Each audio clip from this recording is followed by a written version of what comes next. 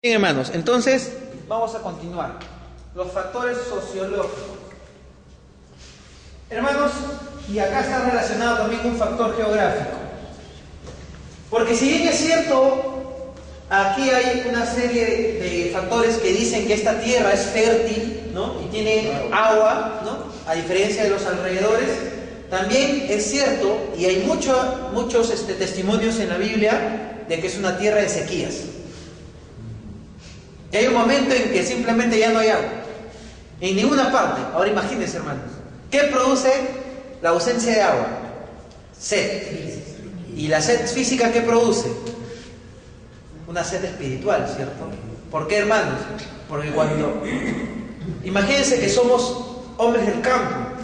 Cuando no tenemos... O sea, es decir, nosotros dependemos de nuestro cultivo, de nuestra agricultura. Cuando no tenemos agua no podemos hacer nada. Imagínense que le quiten su trabajo, hermano. Le quitan su trabajo y no solamente le quitan su trabajo, sino volvemos a la época del primer alarmismo en la que no hay ni trabajo, hay que hacer cola para todo. Imagínense eso, esa situación. ¿Qué va a pasar? ¿Qué pasa con usted? ¿Qué es lo primero que sucede? Como alguien que tiene una relación con Dios. Clama a Dios, ¿cierto? Clama a Dios. Entonces esta pobreza que a veces azota este terreno, lo que hacía era mantener ese equilibrio, ¿no? De prosperidad con, ¿no? Cuando ya la prosperidad, que es un comportamiento muy recurrente en el ser humano, la prosperidad crea envilecimiento, ¿no? Es decir, orgullo, ¿no? Es decir, una autosuficiencia que después en la sequía o en la pobreza nos hace reflexionar y decir, no es por mis manos, sino por Dios, ¿no? Entonces, eso también es un factor muy importante, que generó un carácter en el pueblo de Israel. ¿Amén? Dualidad. La dualidad es un concepto, en todo caso, muy usado, sobre todo en el Oriente, pero no en el Medio Oriente, sino en las religiones, pues, no chinas, budistas, ¿no? Etcétera, etcétera. Pero, sin embargo, la dualidad es un principio general. Existe oscuridad, existe luz. Existe noche, existe día, existe blanco, existe negro, es decir, los contrastes, ¿no? Sí, no, vida, muerte, amor, odio, ¿no? Riqueza, pobreza. Entonces, en el caso del pueblo de Israel, estos contrastes o esta dualidad es muy fuerte, ¿no?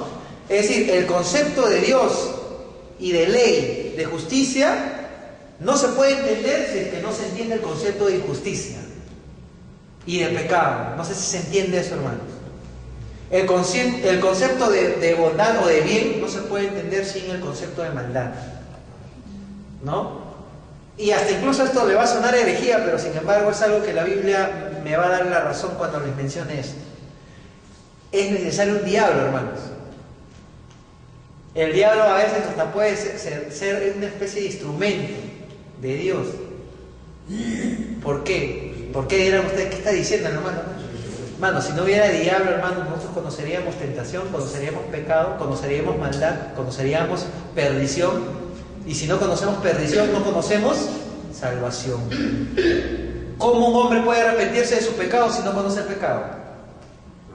Por eso el apóstol Pablo decía, yo conocí el pecado a través de la ley. Es decir, si la ley es buena, dice el apóstol Pablo, ¿no? Si la ley es buena, ¿cómo entonces, conociendo la ley que es buena, soy malo?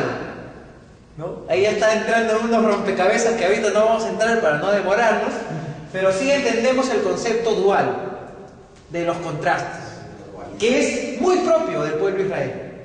¿Amén? El concepto moral, es decir, hermanos, también relacionado a esto y sobre todo a la parte religiosa, Israel desarrolla un concepto moral muy fuerte, a tal punto de que mientras que era común en una época tener matrimonios múltiples, tener concubinas,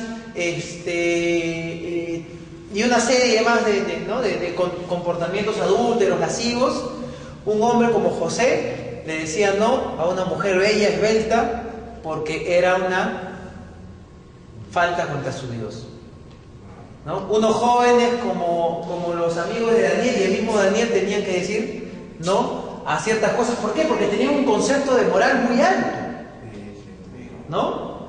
Y a eso, ¿saben qué los relaciona, hermano? Estos dos puntos, algo que las demás religiones no tenían, o en todo caso tenían muy tenuemente desarrollado. ¿Y saben cuál es, hermanos? ¿Qué creen que es este factor común entre estos dos puntos, entre un desarrollo de la moral y un desarrollo religioso? ¿A qué creen que se deba? A un monoteísmo. Monoteísmo, y aparte de monoteísmo, iconoclastia.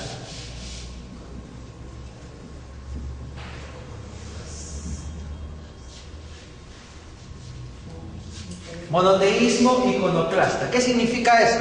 Monoteísmo obviamente significa monoteo, ¿no? Uno Dios, un solo Dios. Iconoclasta, ¿qué significa? Icono, imagen, clasta, erradicación, es decir, sin imágenes. Una religión monoteísta sin imágenes. ¿Por qué esto ayudó a un desarrollo fuerte de la moral? Porque, hermanos, por ejemplo, vamos a hacer un ejemplo contextualizado. Cuando el hombre, ¿no? el religioso, no está frente a su imagen, ¿no? A la imagen esa que la tienen que cargar en anda y le tienen que echar flores y le tienen que tocar música a pesar de que no oye. Cuando está ahí, tiene santidad, ¿no? Ahí está, como que, ¿no? Dice, acá está mi Dios, entonces me comporto bien, ¿no? Y todos ustedes pueden ver en la procesión, ¿no? Todos tranquilitos, calladitos, no matan ni una mosca, ¿no? Que por ahí siempre en cada procesión hay sus pequeños, ¿no? Amigos de la gente. Pero sin embargo, los fieles, los feligreses, ¿cómo están? Cuando están en el templo de adoración, donde están sus imágenes, ¿cómo están? ¿Por qué? ¿Por qué tienen ese comportamiento? Porque ahí están sus dioses. Y sus dioses los ven. Pero ¿qué pasa con un Dios que no se ve? Significa que está en todas partes. Significa que yo no solamente voy a comportarme bien frente a la imagen de mi Dios, o frente a mi Dios, porque para el fiel esa imagen es su Dios, ¿no? Entonces yo no solamente me voy a comportar bien frente a la imagen, sino me tengo que comportar bien en todas partes, porque en todas partes me ve mi Dios. ¿Se entiende esa diferencia? Entonces, ¿qué punto tan fuerte, ¿no? Para poder desarrollar un concepto de moral muy alto. Entonces, ahora, aparte de eso, las religiones de ese entonces tenían mayormente muchos dioses. Y cada uno de esos dioses personificaba a una, digamos, a una virtud o a una característica humana, ¿no? Es decir, eran dioses antropomórficos, los que se le dicen dioses antropomórficos. Antropo, hombre, ¿no? Mórfico, forma, ¿no? De forma humana, ¿no? Entonces, esos dioses antropomórficos eran pues también dioses que tenían conductas humanas, ¿no? Entonces, si mi Dios tiene una conducta humana lasciva, ¿yo cómo voy a ser? Lascivo, pues, ¿no? Porque ese es mi punto de ejemplo, es ese Dios. Nosotros tenemos como ejemplo ¿a quién? A Cristo, ¿cierto? ¿Y Cristo cómo fue? Sin mancha. Cristo fue el único hombre capaz de levantarse y decir, ¿quién me acusa a mí de algo?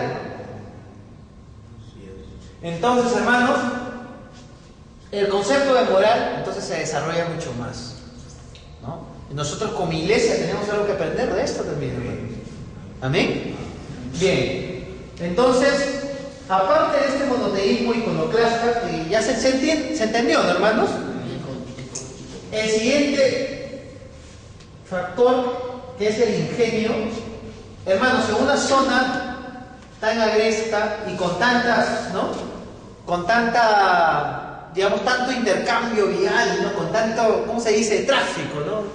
Es decir, el tráfico es, ¿no? el ir y venir, ¿no? Con tanto pasar de tiempo, lo que ha hecho es desarrollar un ingenio único, hermanos. Es una especie de fenómeno esto, hermanos. ¿Ustedes saben quiénes son los mejores contadores del mundo? ¿Quiénes son los mejores administradores, economistas del mundo? Son judíos. ¿Quiénes son los mejores empresarios? Son judíos. ¿Quiénes son los científicos más prominentes? Darwin, Einstein, Karl Marx, todos eran judíos. ¿Por qué? ¿A qué se debe? Y esto sorprende a la ciencia, hermano. ¿No? Judío de 8 años tiene un coeficiente intelectual en esta, por ejemplo, en cálculos, en análisis, como si fuera pues, una persona de 20 o 25 años. ¿No? ¿Por qué? Por tener una disciplina, ¿no? A esto lo vamos a juntar, estos factores, con algo que es un factor también muy importante. ¿Cuál creen que es, hermano? ¿Cuál es el factor por el cual desarrollamos estas dos cosas, pero aparte también una disciplina? Una disciplina. Claro, es espiritual, pero lo espiritual es, por así decirlo, la argamasa, ¿no? Es decir, la mezcla, el cemento para los ladrillos, ¿no? Lo espiritual es lo que es la coyuntura, es lo que une. Pero hay algo más ahí. ¿Qué creen que es? Es la familia. La familia. ¿Dios aceptó el divorcio? No. Para Dios, ¿por qué no aceptaba el divorcio? ¿Y por qué el hombre se tenía que casar con solo una mujer? ¿Por qué? ¿Por qué creen ustedes, hermanos? ¿Qué pasa en los hogares donde no hay padre y madre? ¿Qué pasa con los hijos? ¿Quién los forma? Lo forma la calle, lo forma la televisión, lo forma, ¿no?, los amigos, la junta, sean buenas o malas. Entonces, ¿qué pasa? Un hogar con dos padres presentes y dos padres que tienen muy en claro su formación religiosa y formación moral, es decir, su educación. ¿Saben cuál era la primera orden de Dios para el pueblo de Israel? Cuando Moisés cuando hacen el pacto con el pueblo de Israel a través de Moisés y Dios, ¿se acuerdan?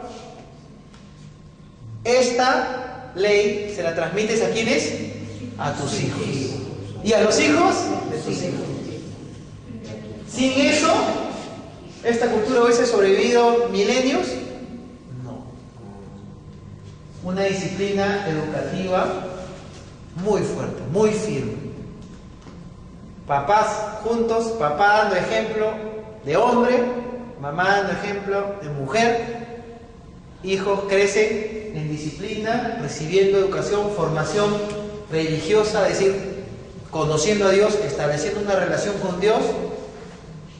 Por lo tanto, eso se transmite a las generaciones. Los hijos de los hijos, ¿cómo serán? De igual manera, ¿no? Pero ¿qué pasaría si fuera lo contrario? Por eso es que en el caso de algunos